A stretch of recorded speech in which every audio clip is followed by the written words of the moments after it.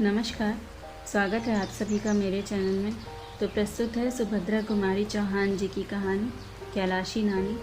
पर कहानी सुनाने से पहले हमेशा की तरह आप सबसे एक रिक्वेस्ट है कि चैनल को सब्सक्राइब, लाइक, शेयर ज़रूर कर दें और बेल आइकन को भी ज़रूर प्रेस कर लें। जब भी मैं एक नई कहानी अपलोड करूं तो आप तक इसकी नोटिफिकेशन पहुंच सके। तो चलिए कहानी शुरू करते हैं। कैलाशी नानी। पता नहीं मेरी कैलाशी नानी अभी संसार में है भी कि नहीं, परंतु उनकी स्मृति इतनी ताज़ा है कि आज भी कैलाशी नानी वही अपनी मैली सी घुटने के ऊपर तक की धोती और फटी हुई मिर्ज़ई पहने, बगल में रोटी और नमक की पोटली संभाले और हाथों में गायों के हाँकने का डंडा लिए न जाने कितनी बार आंखों के सामने घूमती हुई दिखाई दे जाती है। वह गंवार अनपढ़ स्त्री जिसे अक्षर का भी ज्ञान न था, सहज ही भुला देने योग्य न थी। मेरी नानी ना होकर भी वह मेरी नानी थी। मेरे मामा के गांव में मामा के घर से हटकर उनका छोटा सा झोपड़ा था, लिपा पुता साफ। उस झोपड़े में ना तो कोई दरवाज़ा था जो कभी बंद हो सके और ना ही कोई दूसरा सामान। बर्तनों के नाम पर कुछ मिट्टी के ठीकरे थे और बिस्तर की जगह थोड़ा पुआल पड़ा था। यही मेरे कैलाशी नानी की गृहस्थी थी। पड़ोसी ही उनके परिवार वाले थे और गांव के बच्चे उनके परमेश्वर। हाँ, तो मेरी कैलाशी नानी उस गांव के रहने वालों के जानवर चराने ले जाया करती थी। उस गांव में करीब 40 घर थे और प्रत्येक घर से एक सेर अनाज चराई में मिल जाया करता था। कैलाशी नानी की जीविका यही थी। इसी में कैलाशी नानी का दान पुण्य हो जाया करता था और इसी अनाज को बदलकर उन्हें रोज़ के व्यवहार के लिए नमक, मिर्च, मसाला भी लेना पड़ता था। पैसे तो गाँव वालों को वैसे ही बड़ी कठिनाई से देखने को मिलते हैं। कैलाशी नानी की तरह गरीबों को पैसों का दर्शन दुर्लभ होना ही चाहिए। इस प्रकार जीवन बिताकर भी कैलाशी नानी दुखी न थी। वे सदा प्रसन्न और हंसती रहती थी, दूसरों की सेवा के लिए तत्पर रहती।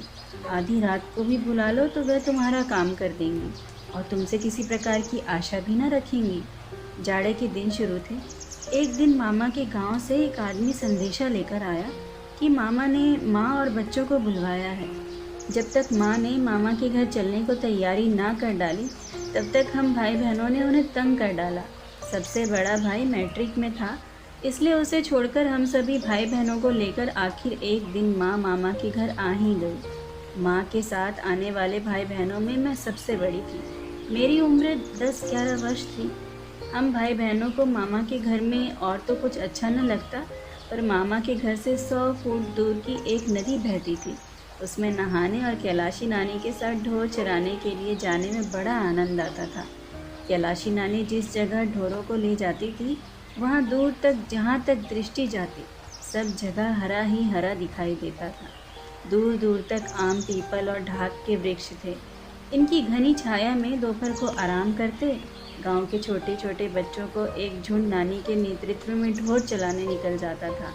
वहाँ केवल ढोर ही न चराए जाते थे, वहाँ कहानियाँ भी कही जाती थी, पहेलियाँ पूछी जाती और कभी कभी रामलीला का भी खेल होता था। हम भाई बहनों को इसी ग्रामीण जीवन में बहुत सुख मिलता। एक भाई बहुत छोटा था, वह तो माँ के साथ ही रहता था। हम 3 भाई बहन प्राय रोज़ कैलाशी नानी के साथ जंगल में भाग जाते। मुझे याद है, हम लोग घर के अच्छे से अच्छे भोजन को यह कहकर छोड़ देते थे कि अच्छा नहीं बना, और सच ही वह अच्छा ना लगता था। कैलाशी नानी की जंगल में सूखी रोटियां नमक या कभी चटनी के साथ खाने में जितना स्वाद लगता था, उतना स्वाद कभी किसी भोजन में नहीं आया। रोटियां भी गेहूं की नहीं, न जाने किस तरह के अनाज से मिलाकर बनाई जाती थी। कैलाशी नानी को हर घर से एक ही अनाज तो मिलता न था। कहीं गेहूं, कहीं जौ, ज्वार, बाजरा, उड़द, मूंग, अरहर सब मिलाकर इकट्ठा कर देती और रोज़ आवश्यकता अनुसार किसी की चक्की से पीस लाती और दूसरे दिन के लिए रोटियां सेक रखती। यही उनका प्रतिदिन का आहार था। यही रोटियां वह सबको खिलाती थी और हम लोग बड़े स्वाद से खाते थे। कभी कभी गांव के दूसरे बच्चे नदी में धोती फैलाकर मछली भूनते। उस दिन कैलाशी नानी रोटी भी ना खाती, सत्तू खाकर ही रह जाती।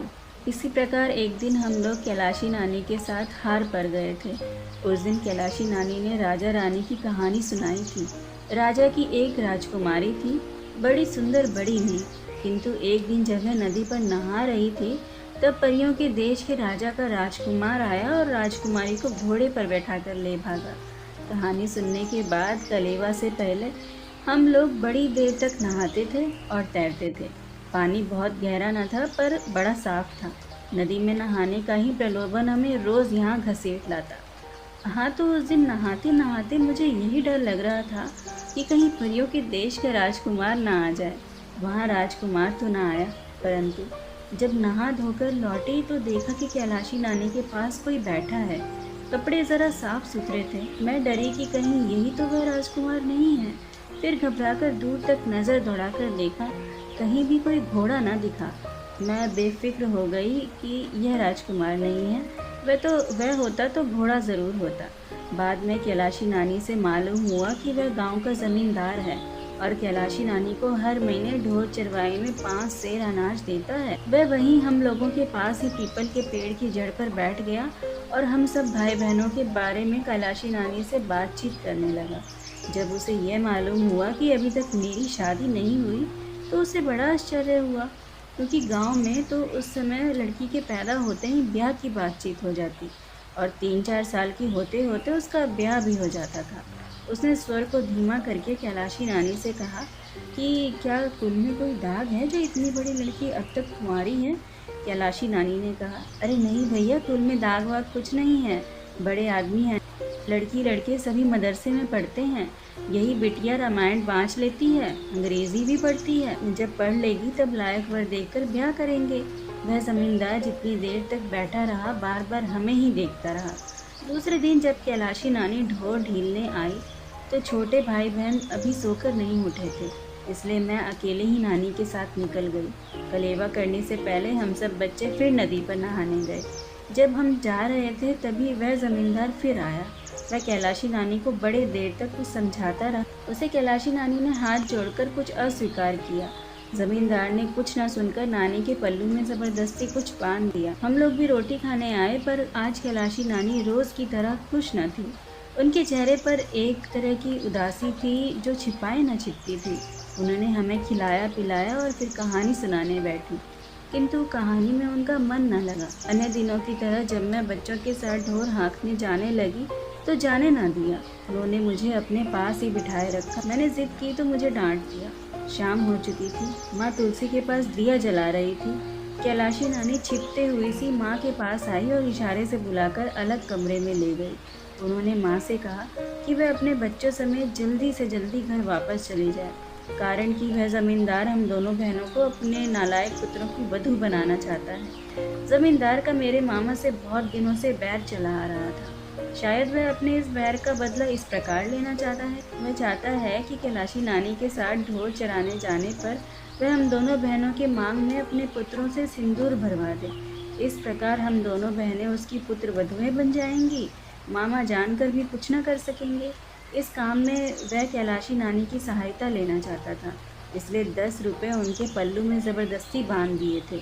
40 रुपये काम पूरा हो जाने के बाद उसने देने का वादा किया था। कैलाशी नानी ने शपथ लेते हुए वह 10 रुपये कमर से निकाल कर माँ को दिखाए और फिर बोली, बिटिया झूठ नहीं कहती, मेरे पास तो 10 पैसे भी नहीं है, फिर ये 10 कलदार कहाँ से आए? ये उसी अधर्मी ने बांध दिए हैं। तुम बिटिया को लेकर चली जाओ। जिस गांव का ज़मींदार इतना अधर्मी है, तुम फिर यहाँ फिर ना आना। बिटिया का शादी ब्याह करके ससुराल भेज कर ही आना। कैलाशी नानी ने यह भी कहा कि वह हमारे जाते ही इन रुपयों को ज़मींदार के आगे फेंक देगी। अधर्म का पैसा वह कभी स्वीकार न करेगी।